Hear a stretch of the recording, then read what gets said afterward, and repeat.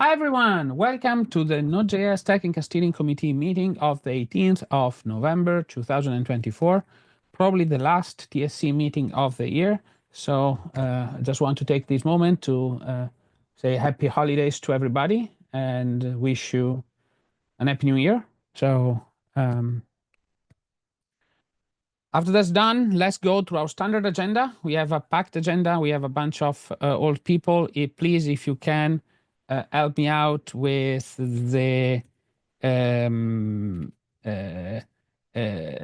minutes and the attendees. Please flag yourself if you are there.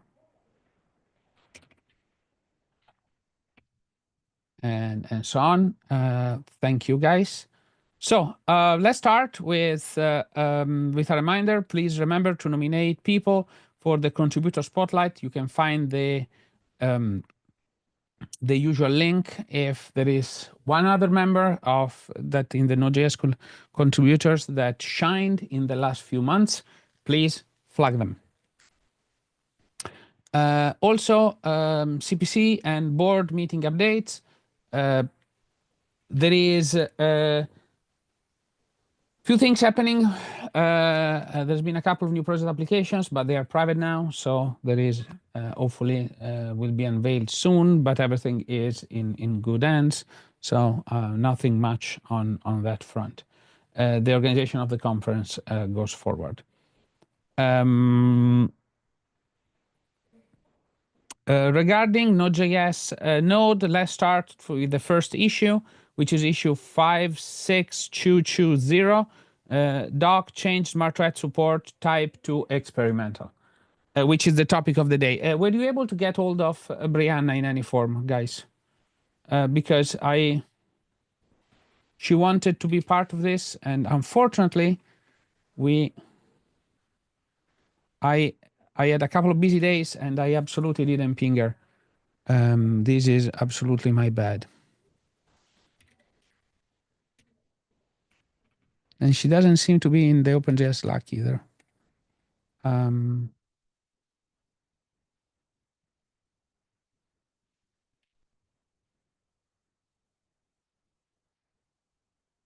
So, yeah, oh, yeah, 3 attendees to promote. Okay, yeah. What is this? Sorry. Okay, and here we go. 3 attendees: Antoine, Raphael, and Ruben. Okay. So, did anybody were able to get hold of Brianna at all, or is just my bad that she's not here? We can have a quick discussion and invite her for the next round. Maybe.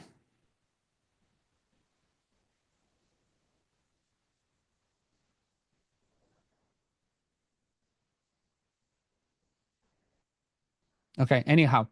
Yegith, would you like to give us an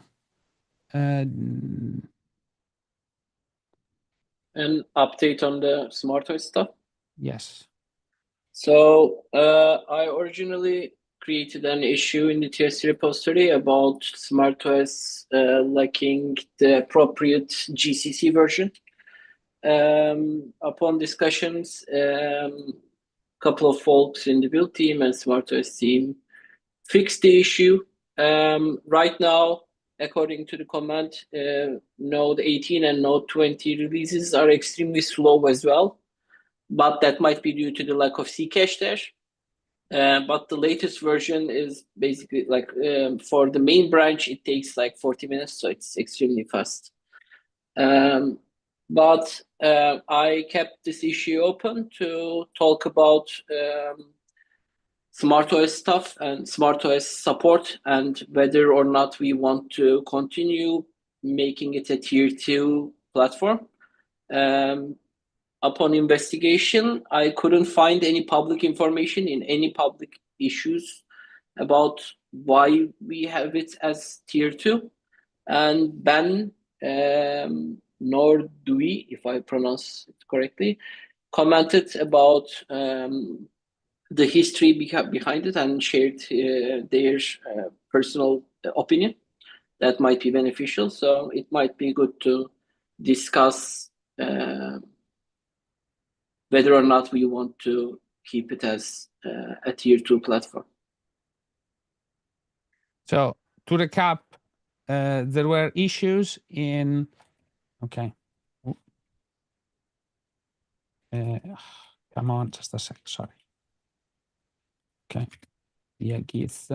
Okay, issues. Marco asks, do we have download data for this platform? We don't, because that's mainly managed by them, and we don't release SmartOS builds, as far as I know. Maybe Richard can correct me there. But other than being a tier 2 platform and occasionally blocking PRs due to certain build errors, we don't have anything to do with SmartOS, or we don't have anybody working on SmartOS. Which is not exactly true, but yeah. How come? Let's go, Richard, then I'll explain a little bit. Richard, go ahead.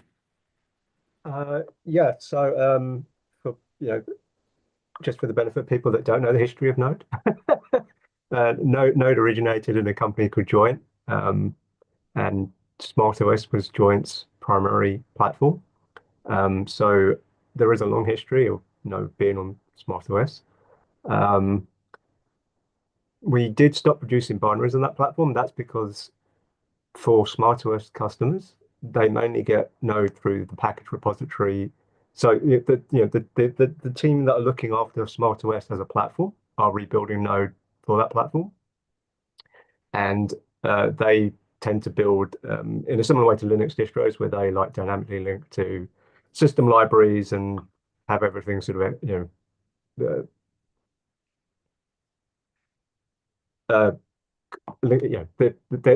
the way they build Node on that platform is embedded, is quite specific to the actual distribution that they distribute.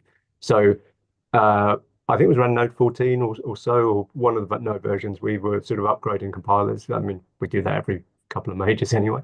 And people at the time that were working at Joint, they sort of reached out to other people in Joint and came to a recommendation that while they would like to continue having the testing done, so that any problems could be found, the actual production of binaries was not as beneficial to them or their customers. And for us, like in the build team, if maintaining the additional sort of release infrastructure was difficult, then they were happy to stop that.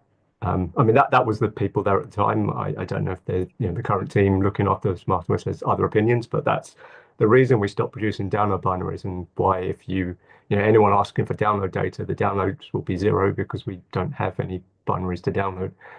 That's not to say that there aren't users of that, but we don't have any visibility of that because those users won't be coming through our things. Now, Joint, they were bought by, was it Samsung? I think. Samsung. Yeah. And the SmartOS stuff has been sort of spun out to, so now there's a company called MNX that are looking after it.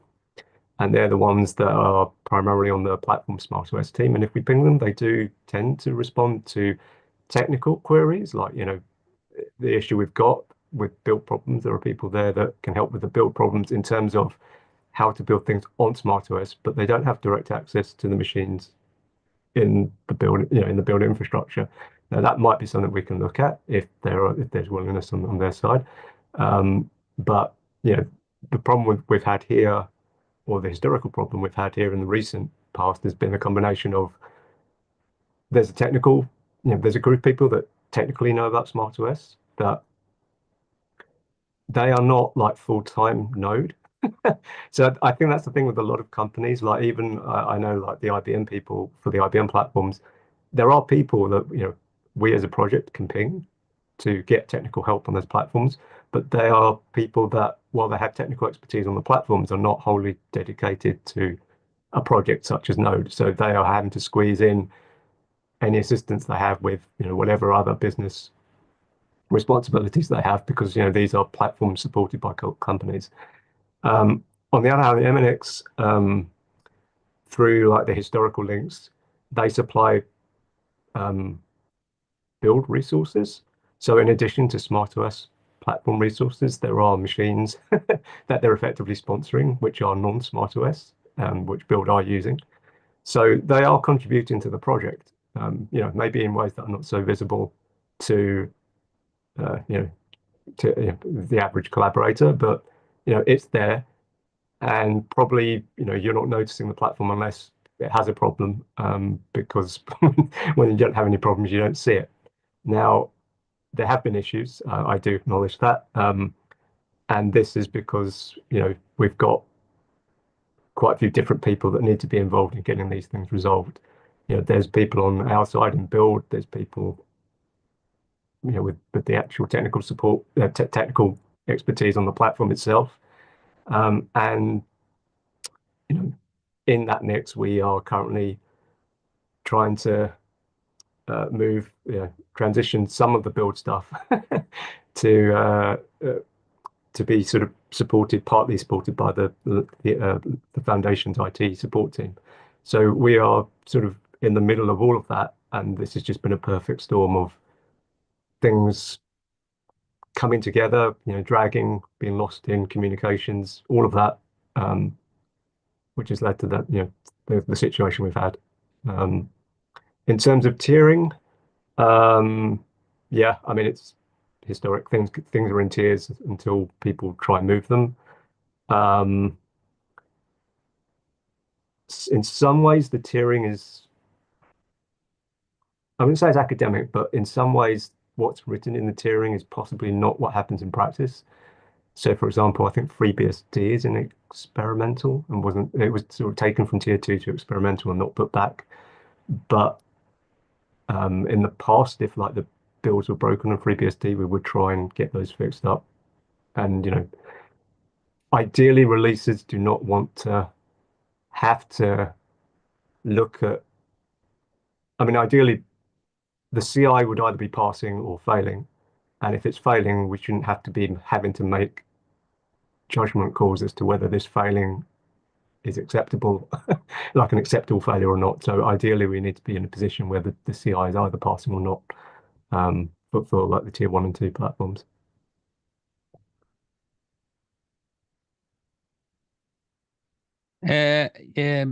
Please, Richard, edit in my minutes. I took some notes, but I might have missed a few sentences. So please take some stuff. Okay, let's go to Yagith.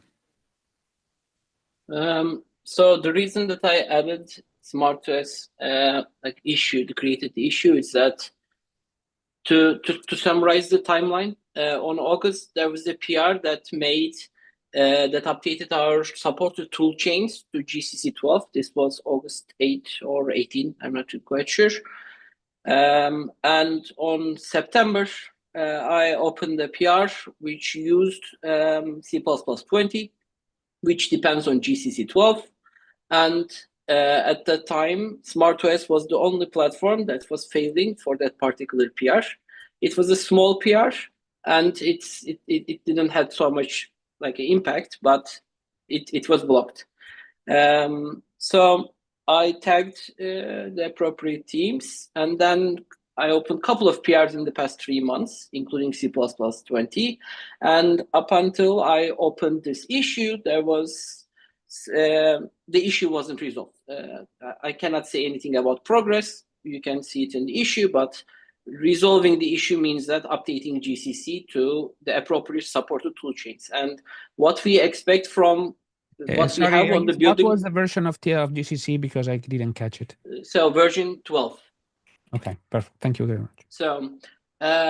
So what we expect from supported toolchains documentation versus what we have in the CI and what it lacks is, I think, it's contradicting each other up until this point. And upon comments from Robert, Wag, and Ben, I realized that this is a particularly repetitive pattern, meaning that someone raises a concern, and then an issue gets fixed in SmartOS. And that's why the main reason that I want to talk. We cannot hear you. Sorry. You're muted. Bree just joined. So hi, Bree. Thank you for joining at the last minute. Yeah, thanks for letting me know. I basically missed that entire comment. I was able to get in just for, that's why I think SmartOS, and that's it. So you have not really lost much apart from a lot of the historical detail provided by Richard Lau. Okay. It's you can find the minutes here. And Yagith, can you repeat what you just said, please? Just so that Brianna can catch up. Yeah, I was just talking about timeline about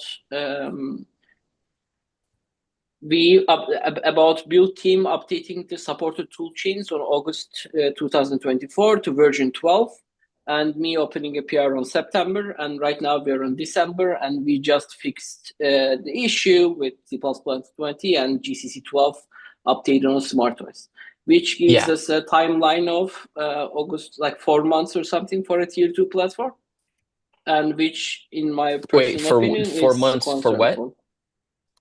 4 months for updating like supported tool chains documentation, the build team documentation, versus what we have on the CI is contradicting each other for 4 months. Oh, I see. Okay. Yeah. With regard to that specifically,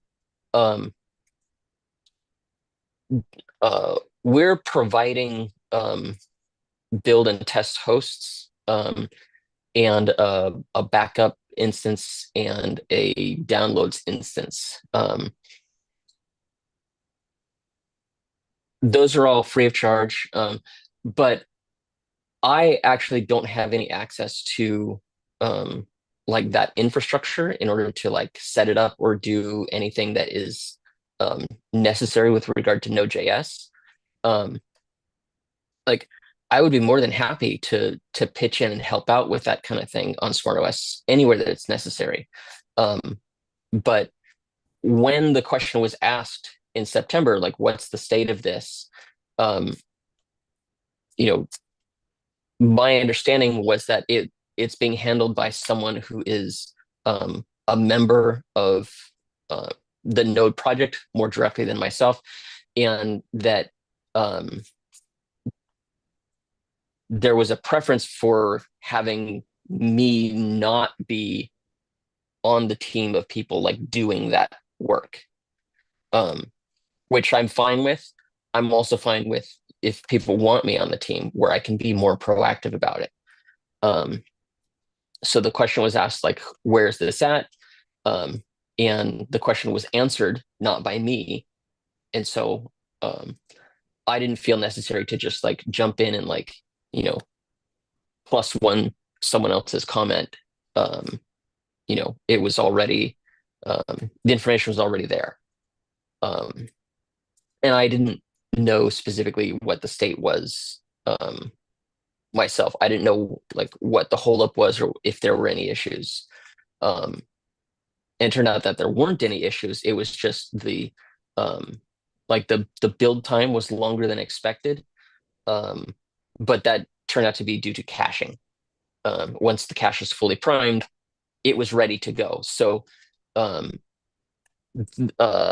it got delayed that entire time just by a misunderstanding. Like it would have been ready and it would have been in if it had been looked at just slightly more closely. So, and as for like that decision, like I can't really speak to that because I wasn't really involved or even consulted. I didn't know the status of it until this week. Or actually, I guess it was late last week. We talked about it and we got it resolved on Friday with the new image version and the new toolchain.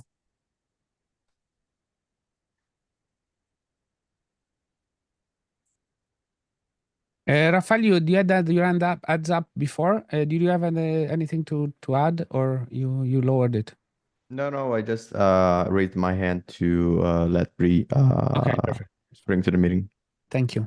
I am actually you won your as co-host, so that if this stuff like that happen, here you go. You can do Okay. it. So great. Okay. So the biggest I think the biggest topic here is what can we do to avoid those situations as before? It seems that there is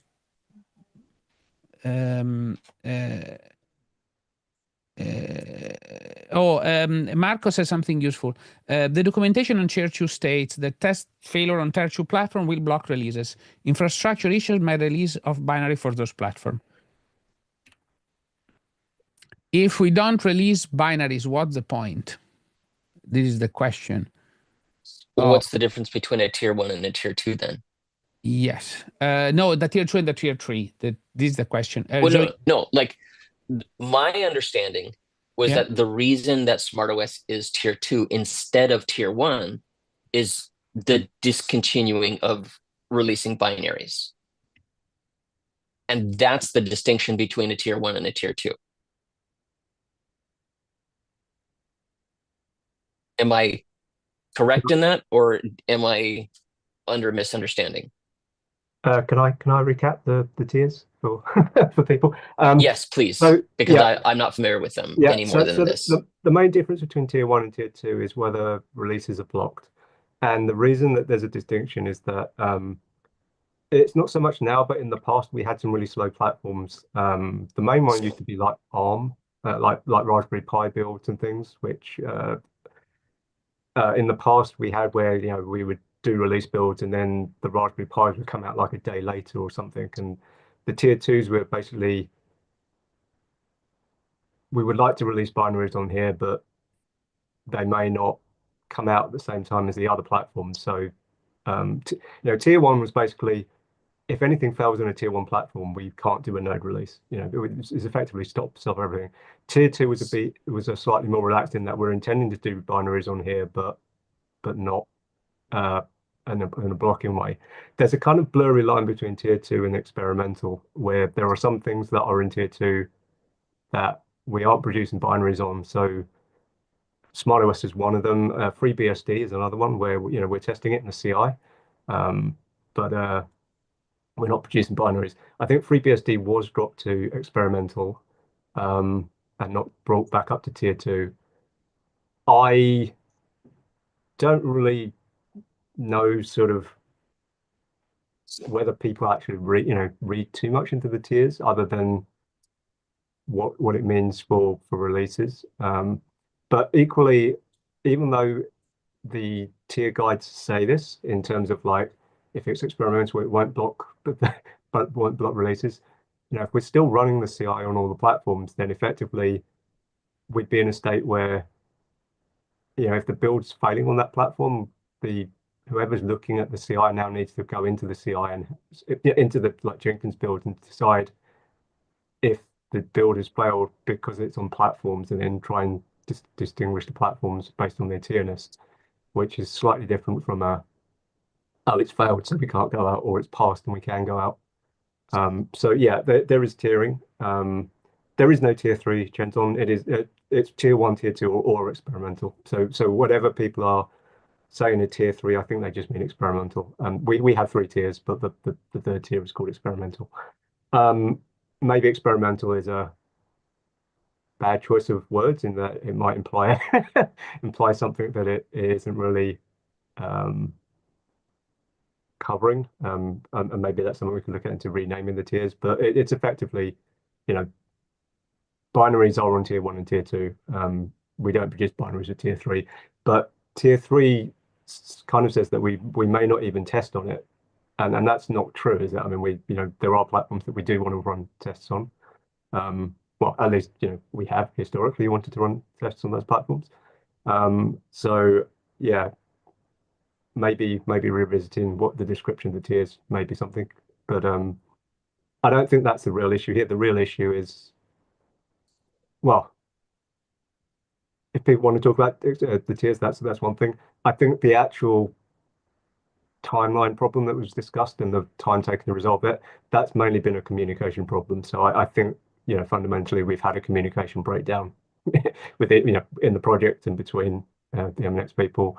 And I think basically we, at the time in September when we made the decisions to move the GCC levels, we had already started the planned migration of machines over from Equinix virtual machines to machines hosted by MNX. So the feeling at the time was, well, the plan is in place and was progressing, and obviously we've sort of dropped the ball there, where the progress stalled or stopped, and has now been sort of picked up again, some months later, which I get that's frustrating for a lot of people, and that might speak to some challenges we're having in build in terms of volunteer time and things. Michael makes a similar point about communication, lack of progress on Mac OS, and yeah, that is, I think the main communication thing is on us as a project, and on specifically with the build working group, where we do have issues tracking all this, but things are being overlooked, I guess, or not being kept up on.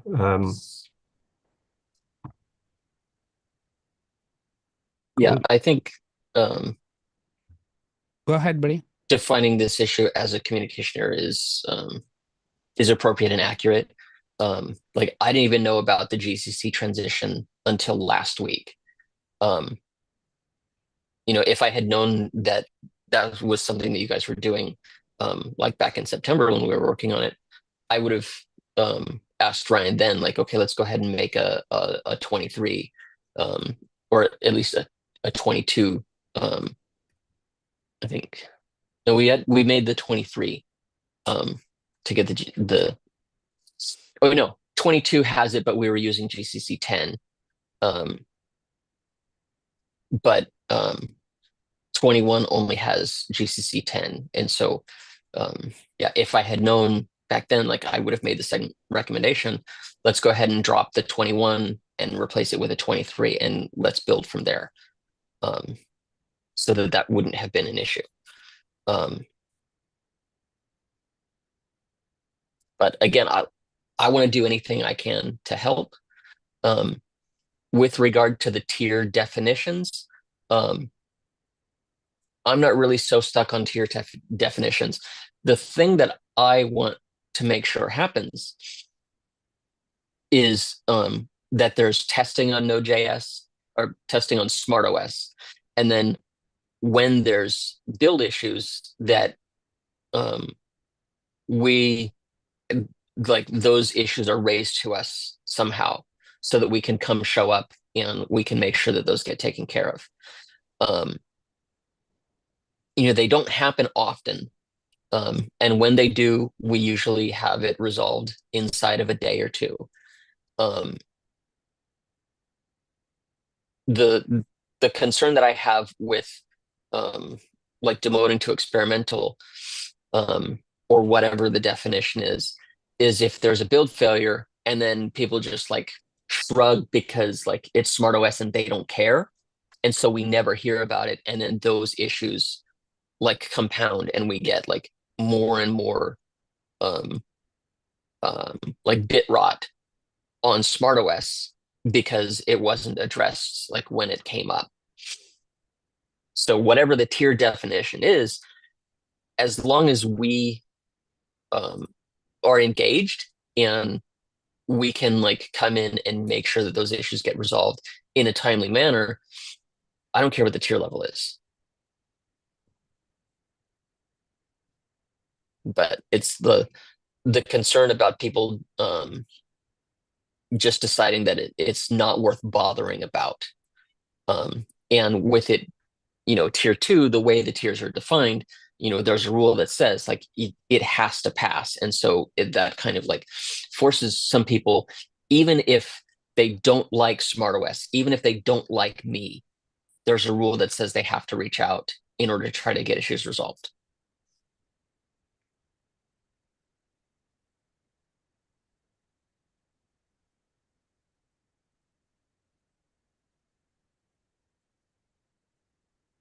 Okay.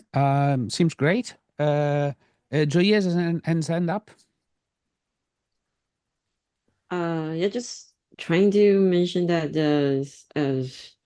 like the tier question, because tier 2 is not actually exercised as is documented because it's us tested in CI. So I guess I have two questions. One is, do we want to keep SmartOS as tier 2 if it's exercised as documented, like release only? And the question two is, do we want to do something about the exercise of tiers to make them actually release only, or are we fine with keeping them in tests, the testing CI?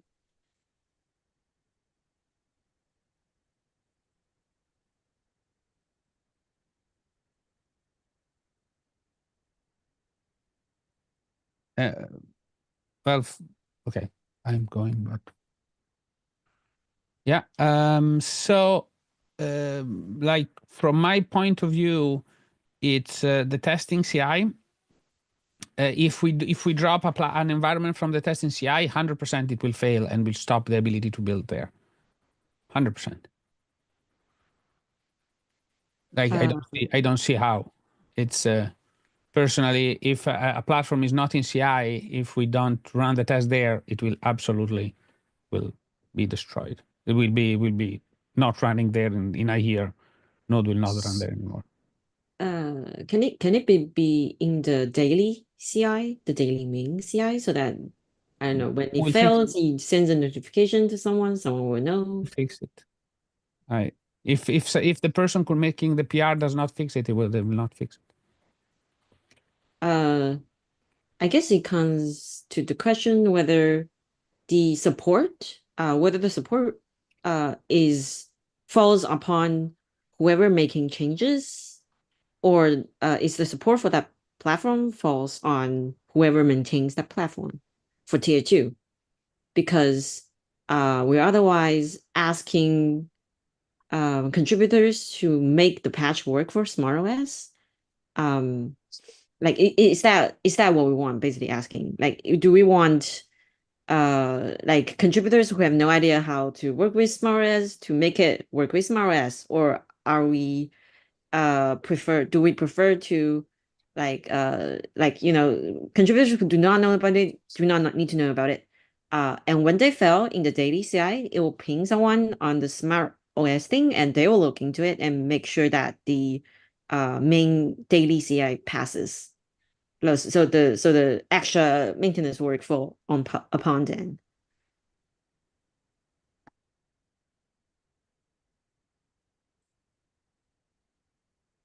One concern that I have with Sorry, that Brie. Go ahead, Brie. is that like someone may make a commit and they have a specific intent with it. And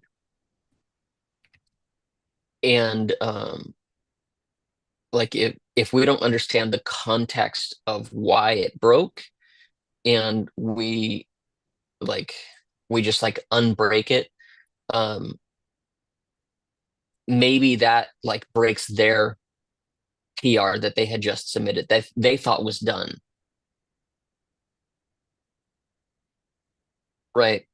I mean, I like being able to like participate in the PR where possible, so that we can avoid that kind of thing. And like, I don't really think that like it is on individual contributors to make sure that like whatever platforms need to be brought in are being brought in. Like nobody is signing up for a GitHub account, doing a commit and merging it like 100% on their own with no interaction from anybody from the project. Like things are reviewed and approved, and it's somebody from the project that like clicks the merge button, right? Like isn't it on the people that are doing the review and approval of the merge? Like they're the ones that have the context to say like, okay, this broke on such and such a platform. let's ping that platform and get their response on it and see if there's a way that we can modify this PR that resolves the issue. Like that seems to me like a pretty optimal workflow. Like rather than like let things get broken on the way in and then retroactively have to be fixed with less context. I think ideally that would be, optimal, but in reality, with how the Node project work, what would end up likely to happen is that someone sends a pull request and then it fails on certain like non-Windows, non-Linux, non-macOS platform, and they just stay there forever, and no one will look at them. One problem that we have in the project is that nobody reviews code. Nobody is obliged to review code. Nobody is obliged to run the CI. Nobody is obliged to push the approval button. A pull request can sit there for 10 months without, like, even though it's already ready. It's just like nobody has the time to look into it because the project doesn't have that many volunteers. So in the case of lack of resources, like what we have in the project, especially given the volume of pull requests involved, having a platform that an individual contributor do not have access to like, fix will probably just like lead to more pull requests being stale forever. I think it Well, probably but isn't that the current state? Like, isn't that how it happens? Is that, if there's a failure on SmartOS, like somebody who is, like reviewing and managing that PR will ping us, like because I get pinged about things. I think that's the lucky case where someone who knows to ping platform SmartOS would do things. It's also pretty common that nobody would do anything in the pull request because it falls through the cracks or something. Like just nobody does anything, and you won't get pinged because nobody is obliged to ping you.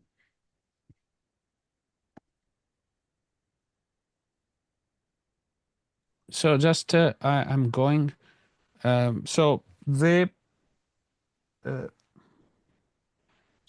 frankly, if we don't run CI, okay, on PRs, it's we will, as I stand by my, like, we could just drop those platforms effectively. I don't see how we could keep supporting them long term with no test run on the PRs. Okay, but what we could do is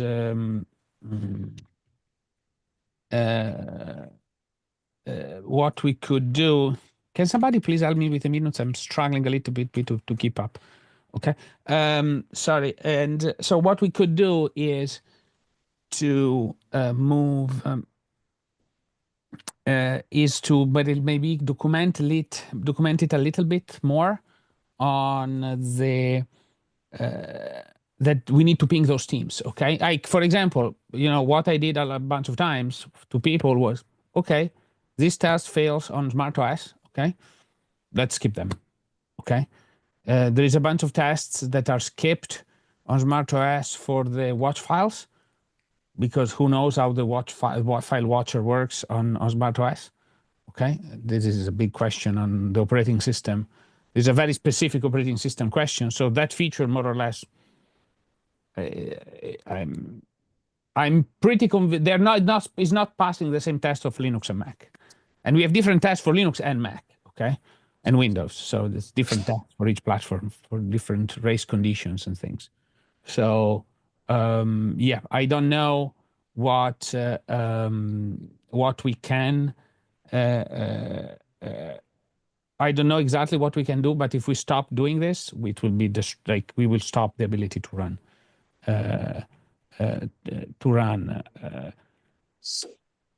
this. Paolo? Yeah, first of all, I agree with Matteo when he says that if we remove SmartOS from the CI, is equivalent to basically remove support to the platform. Experimental, type tool, call it whatever you want, but if you remove from the CI, it's gone very quickly. Given all the changes that we make in Node that will totally be untested. And even if we choose, for instance, to restore the check just at the release day, basically we kill our releaser, so it's not viable. On the other side, my issue is that I want to avoid, I have two problems here. For the first one, I want to avoid noise to the SmartOS team. I don't want those people to be flooded by all sort of notification when a SmartOS failure happens, because it can happen even because as just for the bad code in the PR. So we have to carefully measure how we can notify them and ask for help from them. And on the other side, I also have another problem. Maybe just a lack of documentation. I have a question. How do we behave for other platform? When we are people required, including ourselves, required to tag operating system teams when a CI failure happens? When they feel it, that is due to the operating system, or is there any established process for this? I had the exact same question.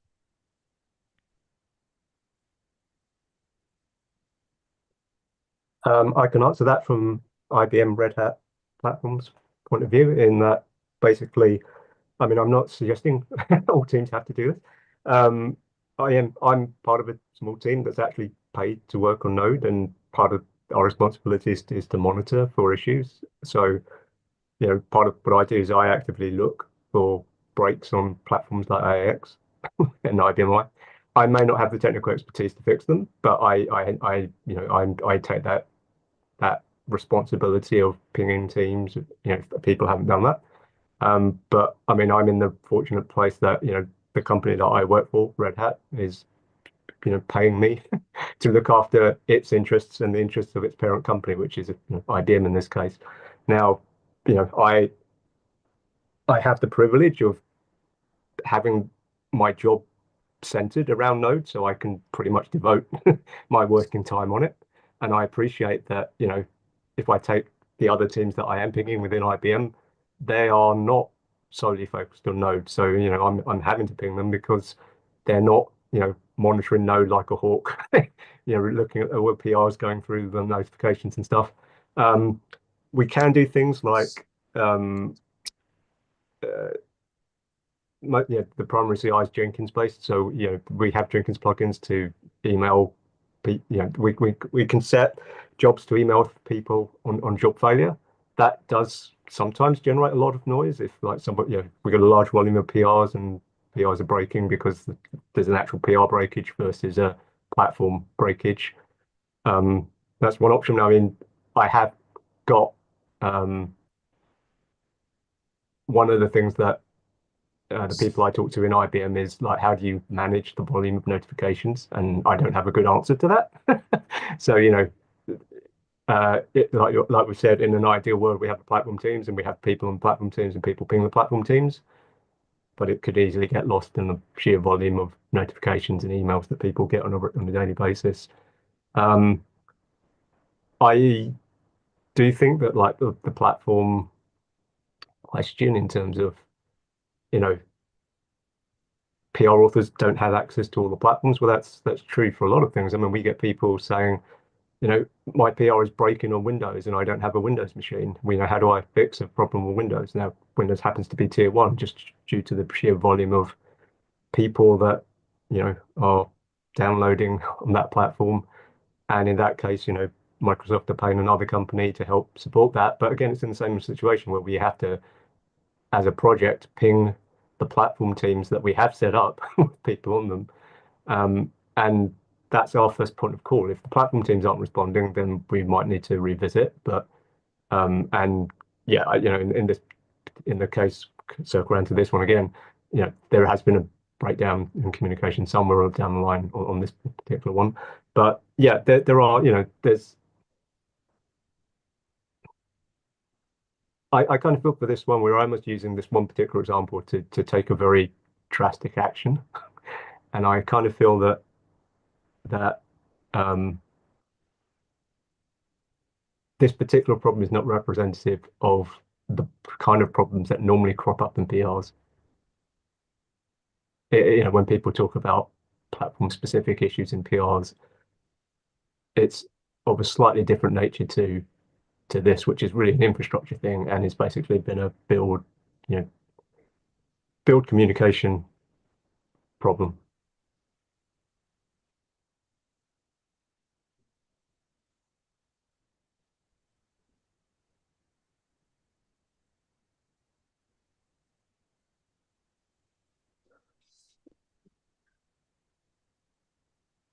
Cool. Yeah, Gith? So the only people that have issues with platforms, with operating system specific issues, are the people that are contributing on the C++ side of things, which is an extremely small subset of contributors. Our most contributors contribute to the JavaScript code, and it's highly unlikely to break things on operating system level wise. And for those who are contributing to C++ side, it's extremely easy to break support for different teams, different operating systems, because little endian like big endian kind of thing, it could happen, you can miss it, you could add support for it. So it makes sense. It's extremely easy. What I'm having trouble with that, right now there is no way to get access to SmartOS unless you ping the build team and someone adds you to the machine, and then they clean the machine afterwards. And this is not something that happens within a couple of days. It happens in a week at most, because you need some time to work on it. Before that, you need to get someone, you need to get access to it, and then somebody needs to do it. And it's extremely frustrating for people who are actively contributing and having such issues. And what happens when the same kind of break happens on FreeBSD? Like, aren't there machines right that now you need it to get doesn't access happen. to? But So FreeBSD, I don't know.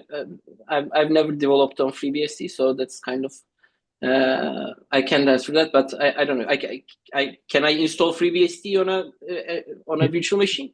I can, I guess, right? FreeBSD support is currently broken. V8 doesn't compile on it, so it's not actually being run on the CI at the moment on main. It is for earlier release lines, so we do have a risk that if someone backports something from main to a supported release line, that might be the first time we actually spot a breakage on FreeBSD. Yeah. So rather than so SmartOS does run in virtual machines. You can download it for free. You can set up a build environment for it pretty easily. It can be done in I don't know, about 10 minutes. That's if your download takes a long time.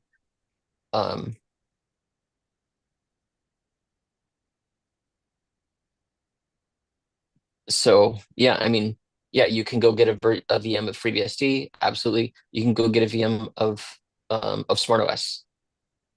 It runs in VMware. It runs in VirtualBox. It runs under KVM on Linux. It runs in some of those like cross-platform ones that you can get on the Mac App Store. That's like emulating x86 on the ARM processors, right? It runs in all of those. So like it's not accurate to say like nobody can get access to SmartOS in any way.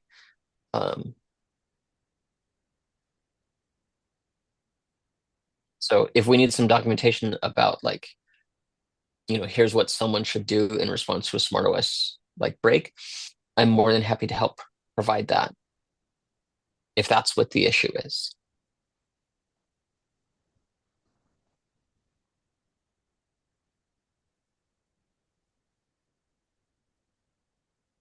Okay, we are about time, guys. There is a tiny private issue we need to cover. Okay, I think that we haven't reached any conclusion on this topic. We might want to reschedule this conversation after the holidays.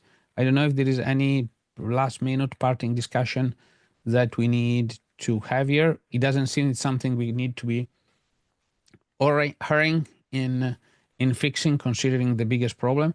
what I think we should be thinking is how can we improve that communication line and making sure that that does not break anymore. Okay, because that I think was the biggest problem here. I don't know exactly, probably something related to the build working group, right, Richard? Yeah, just from my perspective, the like how things have gone over the past year to 2 years has been pretty good. I mean, things could definitely be improved, but when there has been an issue and we've been pinged about it, we've always been able to come in and get it fixed very quickly, usually in under a day. The person who usually looks at these things is in the UK, and so like when I find out about it, it's like midnight for him, and so I let him know. He works on it on his next working day, and he usually has a resolution for me by the time I get to my next working day, and we can submit that into the issue. So like yeah, we did have a major communication breakdown with the like the build hosts and the GCC 12 like upgrade. Yes, absolutely. But aside from that, the way things have gone with pull requests and CI failures over the past 1 to 2 years, I think is not in a bad state. You know, and again, I would love to do everything that I can to help improve the situation, not only for SmartOS, but you know, if we can like define better rules that help all platforms. Yeah, absolutely. I would love to be able to contribute to that where I can. So I deeply apologize for the situation that happened with you know, getting the build stuff transferred over and the GCC upgrade.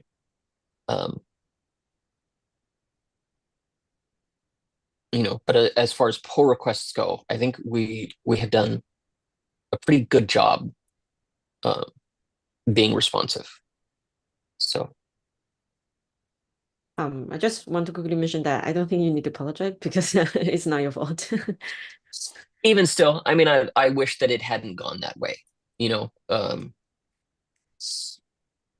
I mean, maybe I could have like reached out to Ryan and said like, hey, you know, can you bring me up to speed on the status of this? Like, do you need help from me?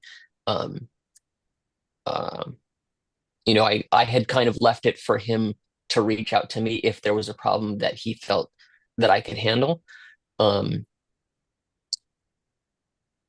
But I don't know, maybe if I had reached out to him, he, you know, it could have been resolved in October instead of December. So just for everyone's awareness, Ryan works for the LFIT team. He's not really embedded in Node. Well, he is being embedded into Node, but he is as removed, you know, how do I phrase this?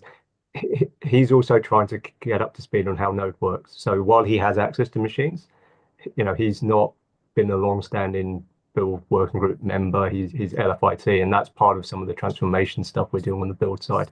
So yeah, there is a communication problem, not just between, you know, the project and MNX, but within the build group between like build and LFIT in terms of prioritization of workloads, and maybe, you know, just having Ryan from LFIT and trying to funnel things through him is possibly not working, and maybe that's something we talk about in the build work group about how that's panning out. But yeah, you know, there are communication challenges that, or you know, breakdowns in multiple places for this particular thing.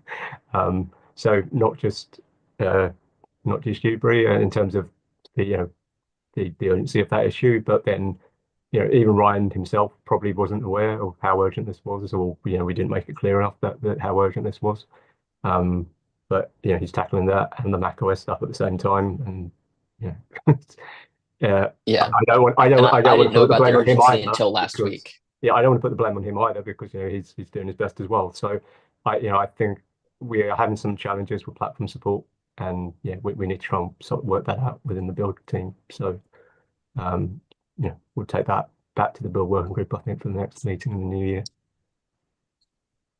Yeah, and I'm not trying to like put any blame on him either. Just he was my point of contact with it is all.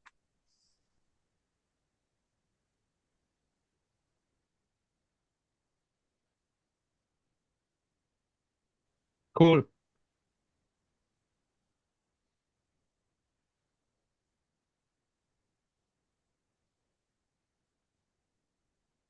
Okay, thank you, Brianna. I ask you to leave. We have a tiny topic to discuss with Yagith before we drop, and we are already over 3 minutes. Okay, thank you very much for joining. Let's move it back to GitHub and see if we need to keep this discussion open for the next for the new year. Yeah. If SmartOS specifically is going to be discussed at the next meeting, I would like to be able to be there again. Yeah, I'll try to recommend to remember to ping you. If somebody else, please do. The issues are open on the Node.js last GSC repo. They're open on Sunday, and I had a hell of a few days in the last 2 days, so I've been okay. Is funny enough fighting a bad seg fault, so which is completely. Is the link to join in those issues? Yes, it is. Okay, I'll try to keep an eye on those. Password is always the same. Okay. All right. Well, thank you for inviting me so that I could contribute. Thank you very much. Goodbye.